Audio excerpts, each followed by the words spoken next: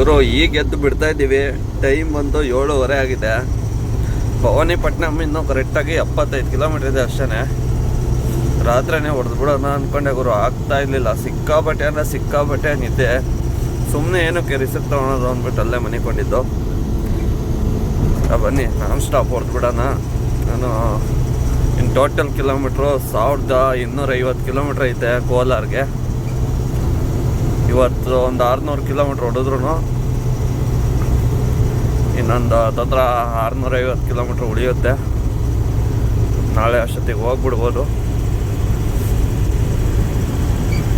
ಬನ್ನಿ ಸೀದಾ ಭವಾನಿಪಟ್ಟಣಂಗೆ ಹೋಗಿ ಸಿಗ್ತೀನಿ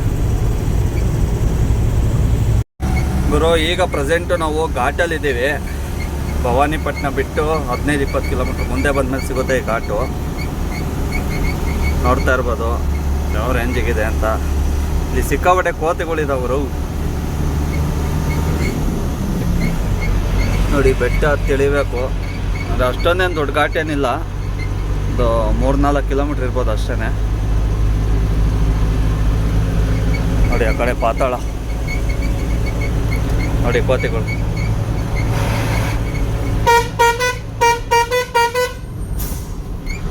ನೋಡಿ ಇವ್ರಿಗೆ ಅಲ್ಕ ಕೆಲಸಗಳು ಮಾಡ್ತಾರಲ್ಲ, ಇದೇ ಬೇಜಾರಾಗೋದು. ಬಾಳೆಹಣ್ಣು ಹಾಕ್ತಾನೆ ರೋಡ್ ಸೆಂಟ್ರಲ್ಲಿ, ಗಾಡಿಗಳು ಹತ್ತಲ್ಲ ಏನಿಲ್ಲ, ಸೈಡಲ್ಲಿ ನಿಲ್ಲಿಸ್ಬಿಟ್ಟು ಹಾಕ್ಬೇಕು.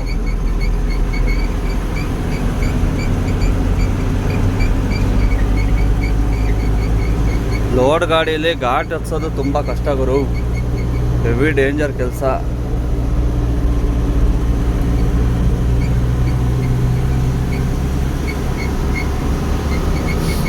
ಸತ್ಯಮಂಗಲ ಘಾಟಲ್ಲಂತೂ ಇನ್ನೂ ಡೇಂಜರ್ ಐತೆ ಗುರು.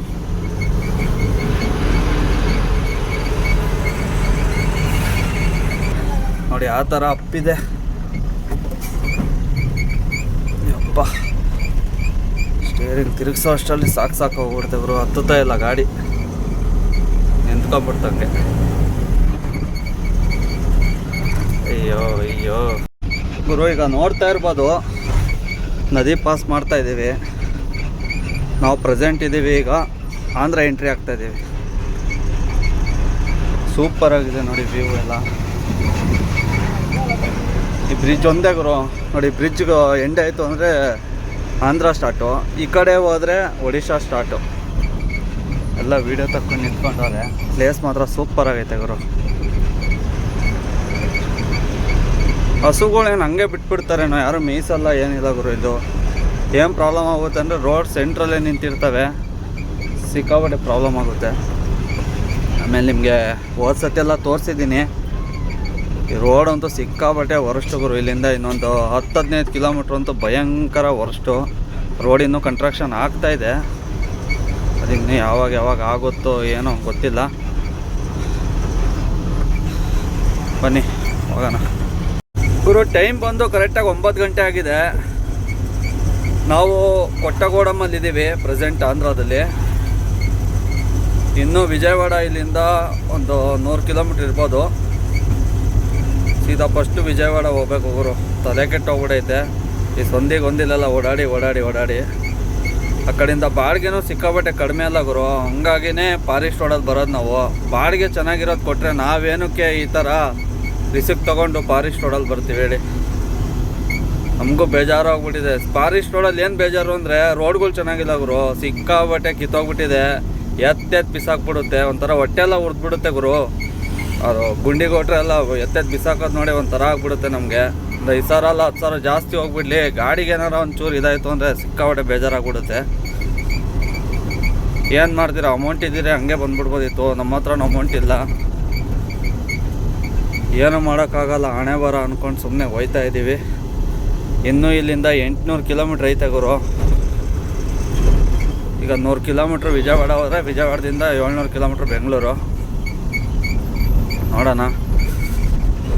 ಊಟ ಅಲ್ಲೇ ಡಾಬ್ದಲ್ಲೇ ರೋಟಿ ಸ್ವಲ್ಪ ಫ್ರೈಸ್ ತಿನ್ಕೊಂಬಂದೆ. ಅವೇನು ತೋರ್ಸೋಕ್ಕೆ ಹೋಗಿಲ್ಲ, ಮಾಮೂಲಿ ಇದ್ದಿದ್ದೆ, ಫ್ರೆಶಲ್ಲಿ ಏನು ತೊಗೊಂಡಿಲ್ಲ. ಕರ್ನಾಟಕಕ್ಕೆ ಹೋದರೆ ಫೇಮಸ್ ಗುರು ಮೀನು, ಅದಿದು ಬಿರಿಯಾನಿ ಎಲ್ಲ ಚೆನ್ನಾಗಿರುತ್ತೆ. ಈ ಕಡೆ ಸಿಗುತ್ತೆ, ಬಾಸ್ಮತಿ ರೈಸ್ ಮಾಡ್ತಾರೆ, ಚೆನ್ನಾಗಿರಲ್ಲ. ಹಂಗಾಗ್ಬಿಟ್ಟು ನಾನೇನು ತೋರ್ಸೋಕ್ಕೇನು ಹೋಗಲ್ಲ. ಆಮೇಲೆ ಡೀಸೆಲ್ದು ಅಷ್ಟೇ ತುಂಬ ಜನ ಕಮೆಂಟ್ ಮಾಡಿದ್ರಿ, ಡೀಸೆಲ್ದೆಲ್ಲ ಪದೇ ಪದೇ ಡೀಸೆಲ್ ಅಂತ ಹೇಳ್ತಿದ್ರ, ಜಾಸ್ತಿ ತೋರ್ಸೋಕೆ ಹೋಗ್ಬೇಡಿ ಅಂತ. ಹಂಗಾಗಿ ವಿಡಿಯೋದಲ್ಲಿ ಎಲ್ಲೂ ನಿಮಗೆ ಡೀಸೆಲ್ ಹಾಕ್ಸೋದು ಏನು ತೋರಿಸೇ ಇಲ್ಲ. ನಿಮಗೆ ಇಷ್ಟ ಇಲ್ದಿದ್ದು ನಾನು ಮಾಡೋಕ್ಕೆ ಹೋಗಲ್ಲ. ನಾನು ಏನಕ್ಕೆ ಪದೇ ಪದೇ ಡೀಸೆಲ್ ಅಂತ ಹೇಳ್ತೀನಿ ಅಂದರೆ, ಈಗ ಡೈಲಿ ನಮಗೆ ಯಾವ ಥರ ಇರುತ್ತೆ ಅದನ್ನು ನಿಮಗೆ ತೋರಿಸ್ತೀನಿ. ಅದು ನಿಮ್ಗೆ ಬೇಜಾರಾಗುತ್ತೆ ಅಂದರೆ ಜಾಸ್ತಿ ಅದ್ರ ಬಗ್ಗೆ ಮಾತಾಡೋಕ್ಕೆ ಹೋಗಲ್ಲ ಬಿಡಿ ನಾನು. ಈಗ ಬನ್ನಿ ಸೀದಾ ಇಲ್ಲಿಂದ ವಿಜಯವಾಡಕ್ಕೆ ಹೋಗೋಣ. ವಿಜಯವಾಡಕ್ಕೆ ಹೋಗಿ ನೋಡೋಣ, ಅಲ್ಲಿಂದ ಆದರೆ ಹೊಡೆಯೋದು, ಇಲ್ಲಾಂದರೆ ವಿಜಯವಾಡದಲ್ಲೇ ಹಾಲ್ಟ್ ಆಗೋದು. ಸಿಟಿಯಿಂದ ಆಚೆ ಇದು ವಿಜಯವಾಡ ದಾಟಿ ಮುಂದಕ್ಕೆ ಗುಂಟೂರು ಟೋಲ್ ಸಿಗುತ್ತೆ. ಟೋಲಲ್ಲಿ ಹಾಕ್ಕೊಂಡು ಮನಿಕೋಬೋದು, ಏನು ಪ್ರಾಬ್ಲಮ್ ಏನಿಲ್ಲ. ನೋಡೋಣ, ನಿದ್ದೆಗಿದ್ದೆ ಬರಲಿಲ್ಲ ಅಂದರೆ ಒಂಗಲ್ ತನಕ ಹೊಡೆದ್ಬಿಟ್ಟು ಮನಿಕೋಬೋದು.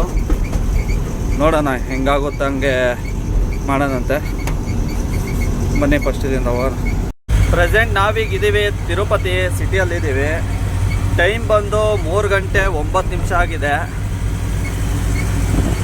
ಇನ್ನು ಕಿಲೋಮೀಟ್ರ್ ಬಂದು 195 ಕಿಲೋಮೀಟ್ರ್ ಐತೆ ಗುರು. ಕೋಲಾರ ಹತ್ರ ನರಸಾಪುರ, ಅಲ್ಲಿ ಅನ್ಲೋಡಿಂಗ್ ಪಾಯಿಂಟು. ಸಿಕ್ಕಾಬಟ್ಟೆ ಬಿಸ್ತಿದೆ ಗುರು. ಯಪ್ಪ ದೇವ್ರೆ, ತಡೆಯೋಕ್ಕೆ ಆಗ್ತಾಯಿಲ್ಲ. ಯಾವ ರೇಂಜಿಗಿದೆ ಅಂದರೆ ಫುಲ್ಲು ಒಂದು ಪಾರ್ಟ್ಸ್ ಫ್ರೀ ಇಲ್ಲ. ಅಷ್ಟು ಮೈಯಲ್ಲಿ ಎಷ್ಟು ಪಾರ್ಟ್ಸ್ ಇದೋ ಅಷ್ಟು ಪಾರ್ಟ್ಸಿಂದ ನೀರು ಕಿತ್ಕೊಂಬರ್ತಾಯಿದೆ. ಓಡ್ಸೋಕ್ಕೆ ಆಗ್ತಾಯಿಲ್ಲ. ನೀವು ನಂಬ್ತಿರೋ ಬಿಡ್ತಿರೋ, ಕಣ್ಬಿಟ್ಟು ಕರೆಕ್ಟಾಗಿ ವ್ಯೂ ನೋಡೋಕ್ಕಾಗ್ತಿಲ್ಲ, ಅಷ್ಟು ಬಿಸಿಲು. ಸಮ್ಮರ್ ಸ್ಟಾರ್ಟ್ ಆಗ್ಬಿಟ್ಟಿದೆಯಲ್ಲ, ಸಿಕ್ಕಾಬಟ್ಟೆ ಪ್ರಾಬ್ಲಮ್ ಗುರು. ಅಜ್ಜಿ ಓವರ್ ಮಳೆ ಬಂದರೂ ಕಷ್ಟ, ಬಿಸಿಲು ಬಂದರೂ ಕಷ್ಟ, ಚಳಿ ಬಂದರೂ ಕಷ್ಟ. ಗಾಡಿ ಓಡ್ಸೋಕ್ಕೆ ಆಗ್ತಾಯಿಲ್ಲ. ನೋಡೋಣ, ಇವತ್ತು ಆದಷ್ಟು ಬೇಗ ಹೋಗಿ, ಇವತ್ತು ಬೇಗ ಬಂದರೆ ಸ್ವಲ್ಪ ಅನ್ಲೋಡ್ ಇವತ್ತೇ ಮಾಡ್ತೀವಿ ಅಂತವ್ರೆ. ಹೆಂಗೋ ಹೋಗಿದ ತಕ್ಷಣ ಅನ್ಲೋಡ್ ಆಗೋಯ್ತು ಅಂದರೆ ರಿಟರ್ನ್ ಯಾವ್ದಾರ ಲೋಡ್ ಮಾಡಿಬಿಡ್ಬೋದು ಪಟ್ಟಂತ. ಇಲ್ಲಾಂದರೆ ಸುಮ್ಮನೆ ಮತ್ತೊಂದು ದಿನ ವೇಸ್ಟ್ ಆಗಿಬಿಡುತ್ತೆ. ಹಂಗಾಗಿ ಗಾಡಿ ಖಾಲಿ ಇದ್ದಷ್ಟು ಲೋಡ್ಗಳು ಸಿಗೋದು ತುಂಬ ಜಾಸ್ತಿ ಇರುತ್ತೆ ಚಾನ್ಸಸ್ಸು. ಯಾಕೆಂದರೆ ಕಮಿಟ್ಮೆಂಟ್ ಕೊಡ್ಬೋದು ಅವರಿಗೆ, ಇಷ್ಟು ಟೈಮಿಗೆ ಬರ್ತೀವಿ ಹಂಗೆ ಹಿಂಗೆ ಅಂತ. ಈಗ ಏನಾರ ನಾಳೆ ಅನ್ಲೋಡ್ ಆಗೋದು ಲೇಟ್ ಆಗೋಯ್ತು, ಸಂಜೆ ಆಗೋಯ್ತು, ಅವ್ರಿಗೆ ಮಾತು ಕೊಟ್ಟು ತಪ್ಪಿದ್ರೆ ನೆಕ್ಸ್ಟ್ ಟೈಮು ಲೋಡ್ ಕೊಡೋಲ್ಲ. ಪ್ರಾಬ್ಲಮ್ ಅದು. ಬನ್ನಿ ಪಟ ಅಂತ ಬೇಗ ಹೋಗ್ಬಿಡೋಣ. ಕ್ಯಾಬ್ಲು ಬೇರೆ ಫುಲ್ಲು ಅಂಡರ್ ಲೋ ಅಂತ ತೋರಿಸ್ತಾ ಇದೆ. ಏನು ಅಲ್ಲಿ ತನಕ ಹೋಗುತ್ತೋ ಇಲ್ವೋ ಗೊತ್ತಿಲ್ಲ. ಒಟ್ಟಿನಲ್ಲಿ ಹೋಗಲೇಬೇಕು ಗುರು. ಅಮೌಂಟು ಇಲ್ಲ ನನ್ನ ಹತ್ರ. ಸಿಕ್ಕಾಪಟ್ಟೆ ಪ್ರಾಬ್ಲಮ್ ಆಗ್ಬಿಡೈತೆ ಈ ಟ್ರಿಪ್ಪು. ನಿಮ್ಗೆ ಹೇಳಿದ್ನಲ್ಲ, 36,000 ರೂಪಾಯಿ ಬಾಡಿಗೆ ಕೊಟ್ಟಿರೋದು, ಕಮಿಷನ್ ಎಲ್ಲ ಹೋಗಿ. ನಾನು ಡೀಸಲ್ಲು ಟೋಲು ಅದಕ್ಕೆ ಸರಿಯಾಗೋಯ್ತು. ನೋಡೋಣ ಬನ್ನಿ ಹೆಂಗಾಗುತ್ತೆ ಹಂಗೆ ಮಾಡೋದಂತೆ. ಇನ್ನೇನು ಇರೋದಿನ್ನು ಈಗ ಇಲ್ಲಿಂದ 195 ಕಿಲೋಮೀಟ್ರ್ ಇರೋದು ಅಷ್ಟೇ. ಆರಾಮಾಗಿ ಹೋಗುತ್ತೆ ಅಂದ್ಕೊತೀನಿ. ನೋಡೋಣ ಬನ್ನಿ ಗುರು. ಈಗ ಪ್ರೆಸೆಂಟ್ ನಾವಿದ್ದೀವಿ ಚಿತ್ತೂರು. ಇನ್ನು 3-4 ಕಿಲೋಮೀಟ್ರ್ ಇದೆ ಅಷ್ಟೇ. ಈಗ ಚಿತ್ತೂರು ದಾಟಿದ್ರೆ ಇನ್ನೊಂದು 40-50 ಕಿಲೋಮೀಟ್ರ್ ಇತ್ತು ಅಷ್ಟೇ. ಆರಾಮಾಗಿ ಬೆಂಗಳೂರು ಎಂಟ್ರಿ ಆಗಿಬಿಡ್ತೀವಿ. ಬೆಂಗಳೂರು ಅಂತೀನಿ, ಸಾರಿ, ಕರ್ನಾಟಕ ಎಂಟ್ರಿ ಆಗ್ಬಿಡ್ತೀವಿ. ಈಗ ಒಂದು ಸ್ವಲ್ಪ ಪರವಾಗಿಲ್ಲ ಗುರು, ಬಿಸಿಲೆಲ್ಲ ಕಡಿಮೆ ಆಗಿದೆ. ಟೈಮ್ ಬಂದು 4:15 ಆಗಿದೆ ಆಲ್ರೆಡಿ.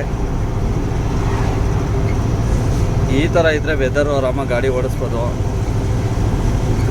ತಲೆ ಕೆಟ್ಟೋಗ್ಬಿಟ್ಟಿತ್ತು ಗುರು. ಎಲ್ಲರ ಸೈಡಿಗೆ ಎಳೆದ್ಬಿಡೋಣ ಅಂತ ಅಂದ್ಕೊಂಡಿದ್ದೆ. ಆಲ್ಮೋಸ್ಟು ದೇವ್ರ ದಯೆಯಿಂದ ಬಿಸಿಲು ಫುಲ್ಲು ಒಳ್ಳೆ ಮೋಡ ಆದಂಗೆ ಆಗ್ಬಿಟ್ಟೈತೆ. ಈ ಥರ ಇದ್ದರೆ ಆರಾಮಾಗಿ ಗಾಡಿ ಓಡಿಸ್ಬೋದು. ನೋಡೋಣ. ಚೆನ್ನೈಯಿಂದ ಬಾಡಿಗೆ ಬರ್ತಾಯಿದೆ ಗುರು ಗೋವಾಗೆ.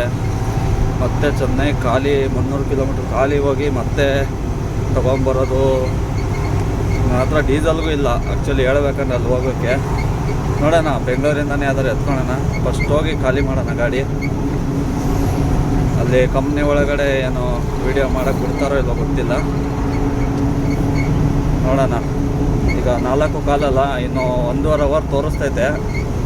1.5 2 ಅವರ್ ತೋರಿಸ್ತಾ ಇದೆ ಕರೆಕ್ಟಾಗಿ ಅನ್ಲೋಡಿಂಗ್ ಪಾಯಿಂಟ್ಗೆ.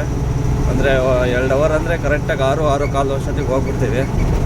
ನೋಡೋಣ, ಪಟ್ಟಂತ ಹೋಗಿ ಅನ್ಲೋಡ್ ಮಾಡೋಣ. ಗುರು ನನಗೆ ಇನ್ನೊಂದು ನಿಮ್ಗೆ ಹೇಳೋದೇ ಮಾಡ್ತೆ, ಜಿಯೋ ಪೆಟ್ರೋಲ್ ಬಂಕು ಒಡಿಶಾದಲ್ಲಿ ನನಗೊಂದು ಅದೇ ಫುಲ್ ಟ್ಯಾಂಕ್ ಮಾಡಿಸಿದ್ದಕ್ಕೆ ಇದು ಟವಲ್ ಕೊಟ್ಟಿದ್ದಾರೆ. ಕೆಲವೊಂದು ಬಂಕಲ್ಲಿ ಕೊಡ್ತಾರೆ, ಕೆಲವೊಂದು ಬಂಕಲ್ಲಿ ಕೊಡಲ್ಲ. ಚೆನ್ನಾಗಿದೆ. ಕೆಲವೊಂದು ಬಂಕಲ್ಲಿ ನಾವೇ ಬಾಯ್ಬಿಟ್ಟು ಕೇಳಿದ್ರು ಏನೂ ಇಲ್ಲ ಅಂತಾರೆ. ನಾವೆಲ್ಲೇ ಹೋದರೂ ಫುಲ್ ಟ್ಯಾಂಕ್ ಮಾಡಿಸ್ತೀವಿ ಕಂಪಲ್ಸರಿ, ಏನೋ ಮಾಡೋಂಗಿಲ್ಲ. ಒಂದೊಂದು ಬಂಕಲ್ಲಿ ದುಡ್ಡೇ ಕೊಟ್ಬಿಡ್ತಾರೆ ಗುರು, 100-150 ರೂಪಾಯಿ ಎಲ್ಲ ಕೊಟ್ಬಿಡ್ತಾರೆ ಒಂದೊಂದು ಬಂಕಲ್ಲಿ. ಇನ್ನು ಕೆಲವೊಂದು ಬಂಕಲ್ಲಿ ದುಡ್ಡುಗಳು ಕೊಡಲ್ಲ. ಆಮೇಲೆ ಇನ್ನೊಂದು ಕೆಲವೊಂದು ಬಂಕಲ್ಲಿ ಅಬ್ಸರ್ವ್ ಮಾಡಿದ್ದೀನಿ ಗುರು, ಒಡಿಶಾದಲ್ಲಿ ಆಮೇಲೆ ಜಾರ್ಖಂಡಲ್ಲೂ ಅಷ್ಟೇ. ಇದೇ ಟ್ರಿಪ್ಪಲ್ಲೇ ನೋಡಿ 31,000 ರೂಪಾಯಿ ಡೀಸೆಲ್ ಕೊಡ್ತೈತೆ. ಆ್ಯಕ್ಚುಲಿ ಈ ಡೀಸೆಲಲ್ಲಿ ನಾನು ಬೆಂಗಳೂರಿಗೆ ಹೋಗಿ ತಲುಪಬೇಕಾಯಿತು. ರಿಸರ್ವ್ಗೇನು ಬಿದ್ದಿರಲ್ಲ, ರಿಸರ್ವ್ ಮೂಮೆಂಟಲ್ಲಿ ಇರೋದು. ಈಗ ಆ್ಯಕ್ಚುಲಿ ಎಂಡಿಗೆ ಬಂದೈತೆ. ಇನ್ನೇನು ಚಿತ್ತೂರು ಘಾಟ್ ಇದೆ, ಚಿತ್ತೂರು ಘಾಟ್ ಹತ್ರ ಹೋಗಿದ ತಕ್ಷಣ ರಿಸರ್ವ್ಗೆ ಬೀಳುತ್ತೆ ಅಂತ ಅನಿಸ್ತಾ ಇದೆ ನನಗೆ. ಏನಂದರೆ ಡೀಸಲ್ಲು ಸಿಕ್ಕಾಬಟ್ಟೆ ಕಳ್ತನ ಮಾಡ್ತಾರೆ ಗುರು, ಅಂದರೆ ಕ್ಲೀನಾಗಿ ಹಾಕಲ್ಲ, ಎಲ್ಲ ಸೆಟ್ಟಿಂಗ್ ಮಾಡಿ ಅಡ್ಜಸ್ಟ್ಮೆಂಟ್. ಈಗ ನೋಡಿ ನೀವೊಂದು ನನ್ನ ಫುಲ್ ಟ್ಯಾಂಕು 18,500 19,000 ರೂಪಾಯಿ ಇರುತ್ತೆ. 18,000 19,000 ರೂಪಾಯಿ ಅಂದರೆ ಅವ್ರು ಹಾಕೋದೇ ಹತ್ತತ್ರ ಒಂದು 16,000 ರೂಪಾಯಿ 17,000 ರೂಪಾಯಿ ಈ ಥರ ಡೀಸೆಲ್ ಹಾಕ್ತಾರೆ. 1,000-2,000 ರೂಪಾಯಿ ಎಗರಿಸ್ಬಿಡ್ತಾರೆ. ಅದು ಹೆಂಗೆ ಮಾಡ್ತಾರೆ ಏನೋ ಅಂತ ಗೊತ್ತಿಲ್ಲ ಗುರು. ಅಷ್ಟೊಂದು ಕಷ್ಟಪಟ್ಟು ನಾವೆಲ್ಲ ದುಡ್ಡು ಕೊಟ್ಟು ಹಾಕಿಸ್ಕೊಂಡ್ರು ಈ ಥರ ಮಾಡ್ತಾರೆ ಬಂಕಲ್ಲಿ. ಪೆಟ್ರೋಲ್ ಬಂಕಲ್ಲಿ ಈ ಥರ ಎಲ್ಲ ಮಾಡಿಬಿಟ್ರೆ ಹೆಂಗೆ ಗುರು? ನಾವೂ ಅರ್ಧೋಗಿರೋ ನೋಟು ಕೋಟೆ ನೋಟ್ಗಳೆಲ್ಲ ಕೊಟ್ಟೇನಾರು ಹಾಕ್ಸ್ತೀವ ಹೇಳಿ? ನಮ್ಮ ಮಕ್ಕಳು ಎಲ್ಲ ಕಡೆ ಹಿಂಗೆ ಮಾಡಲ್ಲ, ಕೆಲವೊಂದು ಕಡೆ ಹಿಂಗೆ ಮಾಡ್ತಾರೆ ಗುರು. ನೋಡ್ಗುರು, ಇಲ್ಲಿ ಲಾರಿ ಬಿದ್ದೋಗಿರೋದು. ಅಪ್ಪ ನಿದ್ದೆಗಣ್ಣಲ್ಲಿ ಹತ್ತಿಸ್ಬಿಟ್ಟವನೇನೋ. ಡ್ರೈವರ್ಗಳು ಲೈಫ್ ಅಂತೂ ನೆನೆಸ್ಕೊಂಡ್ಬಿಟ್ರೆ ಡೇಂಜರು ಗುರು. ಅಪ್ಪ ಬನ್ನಿ ಸೀದಾ ಹೋಗೋಣ. ಫೈನಲಿ ಕರ್ನಾಟಕ ಎಂಟ್ರಿ ಆಗೋಯ್ತು. ಕೋಲಾರ ಇನ್ನೊಂದು 50 ಕಿಲೋಮೀಟ್ರ್ ಇದೆ ಅಷ್ಟೇ ಇಲ್ಲಿಂದ. ನೋಡ್ತಾ ಇರ್ಬೋದು, ಸೂರ್ಯ ಕೂಡ ಮುಳುಗ್ತಾ ಇದ್ದಾನೆ. ಟೈಮ್ ಬಂದಾಗಿದೆ ಕರೆಕ್ಟಾಗಿ 6 ಗಂಟೆ 15 ನಿಮಿಷ ಆಗಿದೆ. ಇವ್ರು ನೋಡ್ರಿ ಮಸ್ತ್ ಎಂಜಾಯ್ ಮಾಡ್ತವ್ರೆ. ನಮ್ಮ ಕರ್ನಾಟಕದಲ್ಲಿ ಪರವಾಗಿಲ್ಲ ಗುರು, ವೆದರು ಸ್ವಲ್ಪ ಕೂಲಾಗಿದೆ. ಯಾವುದೋ ಜಮ್ಮಕ್ನಳ್ಳಿನೋ ಏನೋ ಅಂತಾರಪ್ಪ ಇದು. ನಾಳೆ ಬೇರೆ ಭಾನುವಾರ ಐತೆ ಗುರು. ಪಾಲ್ಟಿ ಬೇರೆ 2 ಸತಿ ಫೋನ್ ಮಾಡಿದ್ದ. ಈಗ ಫೋನ್ ಮಾಡಿದ್ರೆ ಪಾಲ್ಟಿ ಎತ್ತುತ್ತಾ ಇಲ್ಲ. ಏನು ಅನ್ಲೋಡ್ ಮಾಡ್ತಾರೋ ಇಲ್ವೋ ಗೊತ್ತಿಲ್ಲ. ಸುಮ್ಮನೆ ನಾಳೆನೂ ಆಲ್ಟಿಂಗ್ ಆಗಿಬಿಟ್ರೆ ಕಷ್ಟ ಆಗ್ಬಿಡುತ್ತೆ. ಇವತ್ತು ಹೆಂಗಾರ ಅನ್ಲೋಡಿಂಗ್ ಮಾಡಿಕೊಂಡು ನೈಟೇ ಮನೆಗೆ ಹೋದರೆ ನಾಳೆ ಒಂದಿನ ರೆಸ್ಟ್ ತಗೊಳಂಗೆ. ಫೈನಲ್ಲು ಅನ್ಲೋಡಿಂಗ್ ಪಾಯಿಂಟ್ ಬಂದಿದ್ದೀವಿ, ನೋಡ್ತಾ ಇರ್ಬೋದು. ಒಬ್ಬರು ಸಿಕ್ಕು ತೊಗೊಂಡಪ್ಪ ಇಲ್ಲೇಟ್ ಬೆಳಗ್ಗೆ ಅನ್ಲೋಡ್ ಮಾಡ್ತೀನಿ ಅಂತ ಹೇಳ್ತವ್ರೆ. ಸೆಕ್ಯೂರಿಟಿ ನೋಡಿದ್ರೆ ನಾಳೆನೂ ಕಂಪ್ನಿ ಒಳಗಡೆ ಅಲೋ ಇಲ್ಲ, ನಾಳೆ ರಜಾ ಇದೆ ಭಾನುವಾರ ಅಂತ ಹೇಳ್ತವ್ರೆ. ನಾನು ಪಾಲ್ಟಿಗೆ ಫೋನ್ ಮಾಡಿರಿ, ಇಲ್ಲ ನಾಳೆ ಆಗುತ್ತೆ ತಲೆ ಕೆಡ್ಸ್ಕೊಬಿಡ್ರಿ ಅಂತ ಹೇಳ್ತವ್ರೆ. ಏನು ಮಾಡೋದು ಗೊತ್ತಾಗ್ತಾ ಇಲ್ಲ. ನೋಡೋಣ ಬನ್ನಿ, ಬೆಳಗ್ಗೆ ಬಂದು ಮಾತಾಡ್ತೀನಿ ಅಂತ ಹೇಳೋನೆ. ನೋಡೋಣ. ನೋಡ್ತಾ ಇರ್ಬೋದು ಗುರು, ಇವೆಲ್ಲ ಫ್ಯಾಕ್ಟ್ರಿಗಳೇ, ಇಟಾಚಿದು ಇವೆಲ್ಲ. ಯಾವ ಥರ ತಯಾರಾಗ್ತಾಯಿದೆ ಅಂತ ನೋಡ್ತಾ ಇರಿ. ವಿಡಿಯೋ ಮಾಡೋಂಗಿಲ್ಲ ಆ್ಯಕ್ಚುಲಿ ಹೇಳಿದ್ದಾರೆ, ಆದರೂ ವಿಡಿಯೋ ಮಾಡಿ ತೋರಿಸ್ತಾ ಇದ್ದೀನಿ ನಿಮಗೆ.